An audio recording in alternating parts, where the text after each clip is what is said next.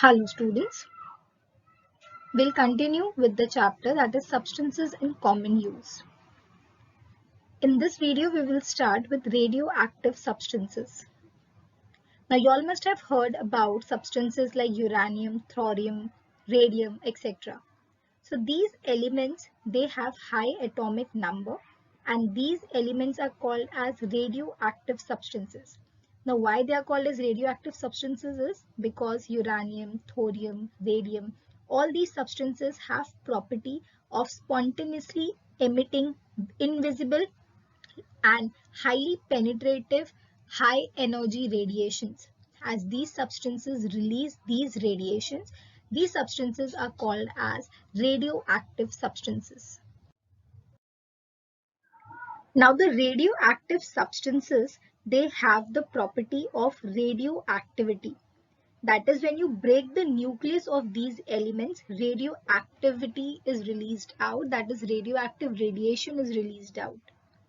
Now there are three types of radiations which are given out by the radioactive substances. Alpha, beta and gamma rays are given out. So now who discovered these rays? So alpha and beta radiation were discovered by Rutherford, and the third ray, that is the gamma ray, it was discovered by Willard. Now both these rays, that is alpha and beta radiation, are emitted through radium. So he discovered it when they were emitted through the radium, whereas the gamma rays were discovered by Willard. Now what they did is, for these rays to know whether which is having which charge, like which will be positive, which will be negative. So the rays were allowed to pass through an electrical field and a photographic plate was held between them. And it was found out that the radiation was deviated in three types. So one type of radiation deviated towards slightly negative charge plate, and the second type deviated towards the positive charge plate, and the third type of radiation did not deviate at all. So from this they gave charges to the radiations also. The rays which deviated towards the negative charge were called as alpha rays, which deviated towards the positive charge are called as the beta rays, and which did not deviate at all are called as the gamma rays. So in this way they gave the charge also for these three rays, that is alpha, beta and gamma.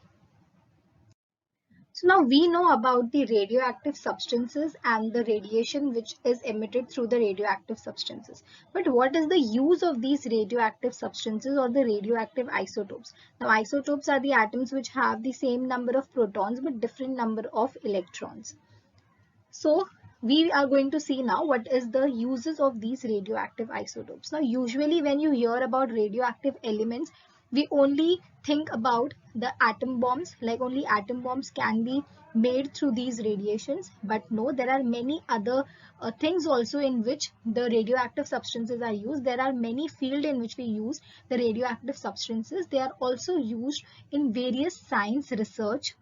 They are used in agriculture, they are used in industry of medicines and many other industries also. So these radioactive substances are not only used in making atom bomb or nuclear research work, but they are also used in different scientific research work, also in agricultural, industrial sector and many other sectors. Now there are two ways in which the radioactive substances can be used. By using the radioactive substance alone, that is, you can take the radioactive substance and you can use it for making something, and by using the radioactive element itself, so you can either use the radioactive element, which can be by natural radioactivity or artificial radioactive elements, accordingly whichever is the use that we can use, or we can use the radioactive substance alone. Now, using the radioactive substances, if you are using it in industrial field, it can be used in radiography, that is to identify the cracks or if any problem is there during casting iron articles, or even gamma rays can be used in radiography. So, ऐसे करके we can use many other rays in the radiography, and this technique is usually used to detecting any flaws in the metal work. Then there are other ways like painting, the luminescent paint which is there, for that also radioactive substance is used. Then they are also used in making ceramic articles like ceramic tiles or utensils or plates. Now these radioactive substances are also used in agricultural field, like for the fast growth or higher productivity. So the genes and chromosomes can be altered with these rays. They are also used in medical science, like for example to treat bone cancer or tumor detection if it is there. So ऐसे करके we can use this radioactive substances in many fields. Now, these radioactive substances, though they are used in many sectors, in many fields, but then also they have many harmful effects or hazardous substances. They release those types of radiations which can even affect you. So, your central nervous system can get affected because of the radioactive substances. Even the genes can alter in your body. They can even alter the DNA in your body because these radiations are very strong. Now, radioactive substances can penetrate deep into the skin and it can lead to skin cancer, leukemia, etc. Now, if any pollutant is released out due to explosion or due to any other means, it is very difficult to control them because as it mixes with the air, these are rays only, they can be traveled very far and it will have a very great impact on the life of the people living beside those areas. Now, these areas have to be protected, so that is why no people are allowed to live nearby, but then also there are some places where people still live and these peoples can get affected. Now these radioactive substances, they can cause cancer. This is the main reason, and especially some type of isotopes like strontium 90, they can enter into the plants and fruits and flower and can cause disease like bone cancer or leukemia. So these, though they are useful, but these rays are very harmful to the human body as well. Now, the common example of any type of nuclear disaster is the Chernobyl disaster. So, on 26th April 1986, there was a graphite reactor which was in Chernobyl. It was an atomic power research plant, and here there was an explosion which was created, and because of which the radiation was leaked into the air, and because of the air, the radiations were leaked into the air. It entered into the water, into fruits, though the people were evacuated from that particular place, but many people die, and still those people, those who were exposed to those radiations, their children still have the genetic disorders. Those people were exposed, these people still in their genes, these genetic disorders are being passed. So such type of a disaster can take place, so there are necessary precautions that the government should take to avoid such type of mishap. Next, we will be learning about few chemical substances that we use in our day-to-day life. Now, the food that we eat, the objects like clothes, utensils, watches, medicines, all these objects are made up of various kinds of matter, and these affect our health directly or indirectly. So how these things affect our health, what you eat in our day-to-day life, that affect your health.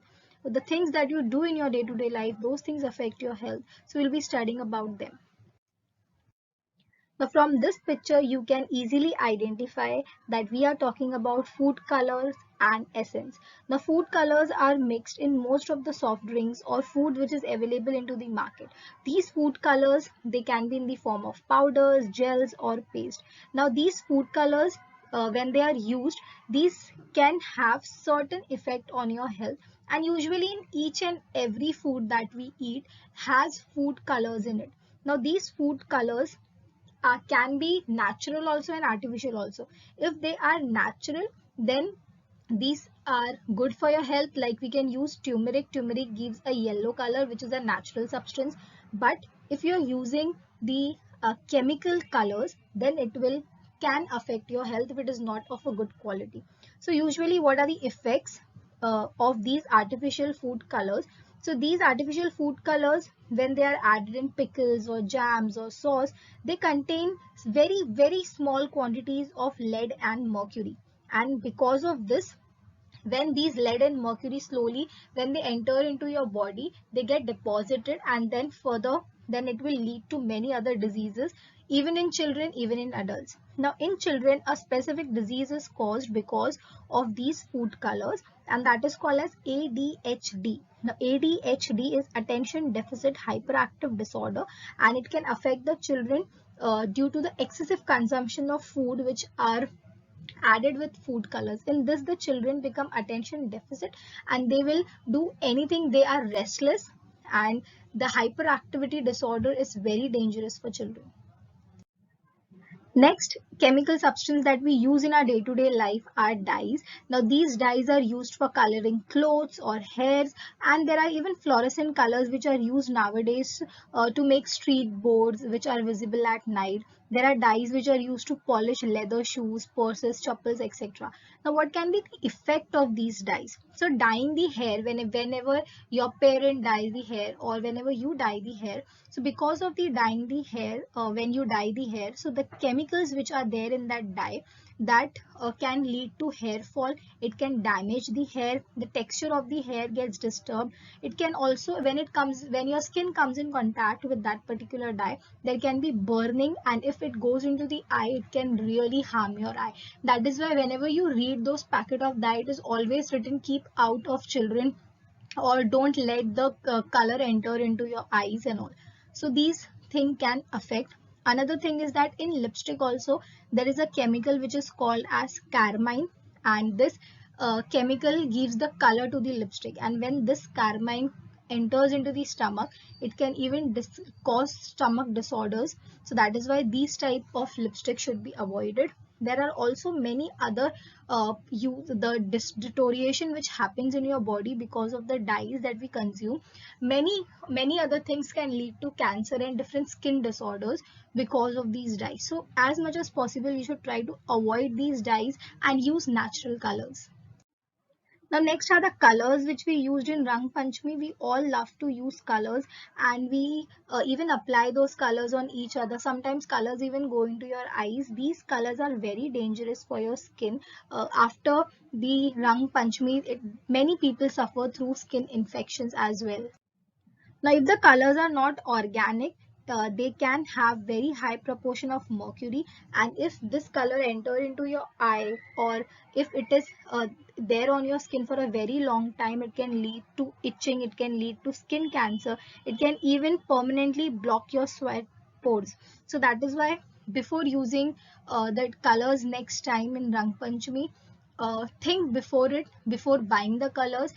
Read whatever the chemicals are being added into the colors, and as much as possible try to stick to the natural form or stick to the organic colors. Next substance that we use in our day-to-day life are deodorants. Body odor is because of the bacterial decomposition of the sweat, and deodorants are usually available to remove that body odor.